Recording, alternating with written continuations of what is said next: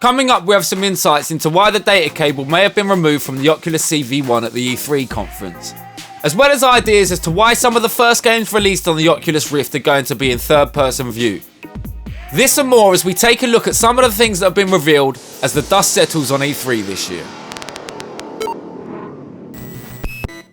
Oculus invited the world to join them at the StepIntoTheRift conference last week, discussing their plans for their future with Microsoft.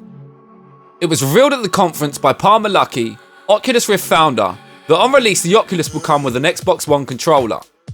The argument for this decision is that developers have been working with gamepads for a long time and that it is a tried and tested method for game input. Having said this, Palmer then went on to introduce the Oculus Touch, a pair of tracking controllers that have been designed by Oculus and take the form of two input devices, one for each hand.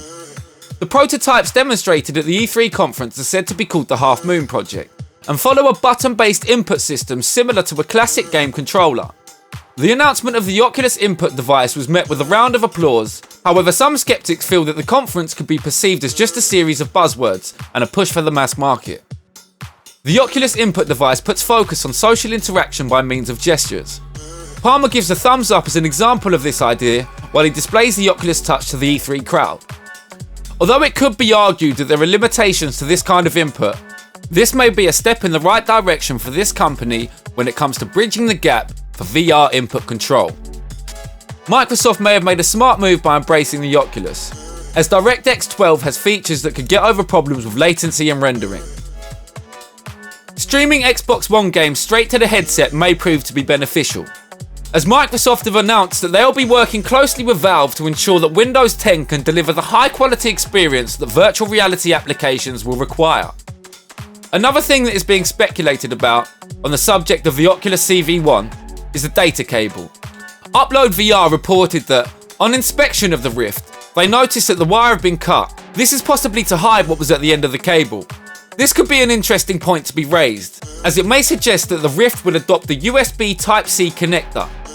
This is tipped to be the connector of the future, so it would be plausible that the Oculus would adopt this as their data highway of choice. Some of the games mentioned at E3 included Edge of Nowhere and Chronos, both of which are third-person adventure and platform games. The idea behind this may be a move to counteract the nausea effect that some users experience when using virtual reality headsets. This may give developers a bit more time to fully optimize the gaming experience for the Oculus Rift before they go forward with a barrage of games that could leave the Rift or even parts of the virtual reality market dead in the water. Most of which still remains to be seen, but it's definitely something worth keeping an eye on as we move forward in this virtual world. As always, thanks for watching. Please leave your thoughts in the comments below.